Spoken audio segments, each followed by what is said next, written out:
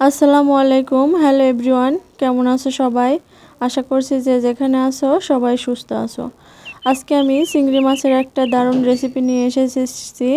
কিভাবে অল্প সময়ে অল্প উপকরণে এই রান্নাটি রান্না করা যায় সেটাই দেখাবো আজকে। যারা আমার ভিডিওটি দেখছো তারা শুরু থেকেই একটা লাইক দিয়ে দেখা কন্টিনিউ করো। তো চলো চলে যাই মূল রেসিপিতে। কড়াইয়ে আমি তেল দিয়ে নিয়েছি। তেলটা গরম হলে আমি চিংড়ি মাছগুলো দিয়ে দিব। সবগুলো চিংড়ি আমি এখানে দিয়ে দিচ্ছি। তবে চিংড়িটাকে আমি একটু লবণ, হলুদ আর অল্প একটু মরিচের গুঁড়া মাখিয়ে 15 মিনিট রেখে দিয়েছিলাম। তারপরে সেটাকে ভাজতে চলে এসেছি। চিংড়ি মাছটাকে বেশিক্ষণ ভাজা যাবে না, অল্প কিছু সময় ভেজে 30 থেকে 40 সেকেন্ড ভেজেই উল্টে দিতে হবে। এক পাশ 30-40 সেকেন্ড ভেজে তার অপর পাশেও আমি 40 সেকেন্ড মতো ভেজে তুলে নিচ্ছি। চিংড়ি মাছটা বেশি ভাজলে শক্ত হয়ে যায়, খেতে অত ভালো লাগে না। তাই চেষ্টা করবেন চিংড়ি মাছটাকে অল্প সামান্য ভাজতে। এখন আমি এই তেলের মধ্যে দিয়ে দিচ্ছি পেঁয়াজ কুচি।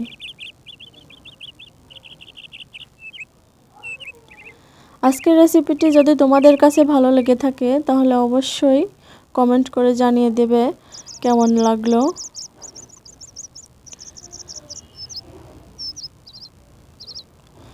আমি পেঁয়াজটা একেবারে ব্রাউন করব না, একটু নরম নরম হয়ে গেলে এর মধ্যে আমি দিয়ে দিলাম একটু পানি। এখন একে একে এর মধ্যে আমি মশলাগুলো অ্যাড করব।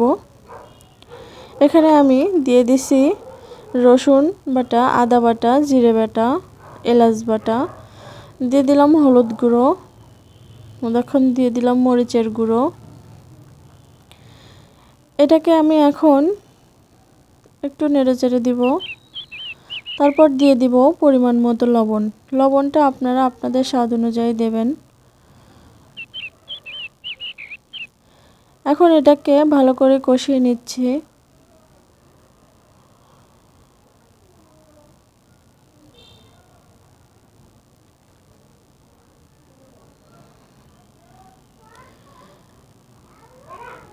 মশলাটা এভাবে কষানো হয়ে গেলে আমি এখন চিংড়ি মাছগুলো এর মধ্যে দিয়ে দিব।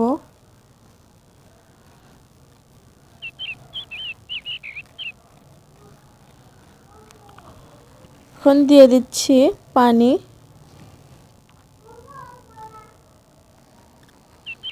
একটু নেড়ে দিয়ে আমি এটাকে ঢাকনা দিয়ে ঢেকে কিছুক্ষণ এভাবে রান্না করব। আমার চ্যানেলে যারা নতুন, যারা এখনও আমার চ্যানেলটিকে সাবস্ক্রাইব করো নাই, তারা প্লিজ আমার চ্যানেলটিকে সাবস্ক্রাইব করে পাশে থাকা বেল বাটনটি অন করে রাখবে, যাতে পরবর্তীতে কোনো ভিডিও আপলোড করলে নোটিফিকেশন পৌঁছে যায় তোমাদের কাছে। দেখো আমার মাছটা কষানো হয়ে গেছে। এখন আমি এর মধ্যে পানি দিয়ে দিব। ঝোলের পরিমাণ বুঝে তোমরা পানি দিয়ে দিবে।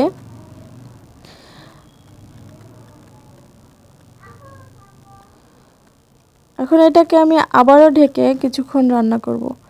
চিংড়ি মাছটা সাধারণত তাড়াতাড়ি রান্নাটা হয়ে যায়, বেশি সময় লাগে না। আর বেশি সময় এটাকে রান্না করলে এটা শক্ত হয়ে যায়, এতে স্বাদও নষ্ট হয়ে যায় আর গুণাগুণও নষ্ট হয়ে যায়। চেষ্টা করবেন এটাকে অতি অল্প সময়ে রান্না করার।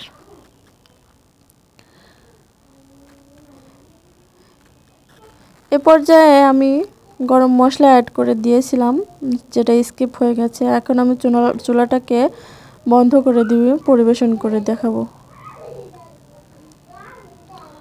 মাছটা হয়ে গেছে আমার। আমি এখন এটাকে তুলে নিচ্ছি অন্য একটা পাত্রে। ঘরে থাকা সামান্য উপকরণে কিভাবে এই রেসিপিটি করলাম তোমরা তো দেখতেই পারলে। আর তোমরাও বাড়িতে চেষ্টা করো, আর কেমন লাগলো সেটা আমাকে কমেন্টের মাধ্যমে লিখে জানিও। আজকের মতো এখানেই বিদায় নিচ্ছি। চলে আসবো অন্য কোনো দিন অন্য কোনো রেসিপি নিয়ে। ততক্ষণ সবাই ভালো থাকবেন, সুস্থ থাকবেন।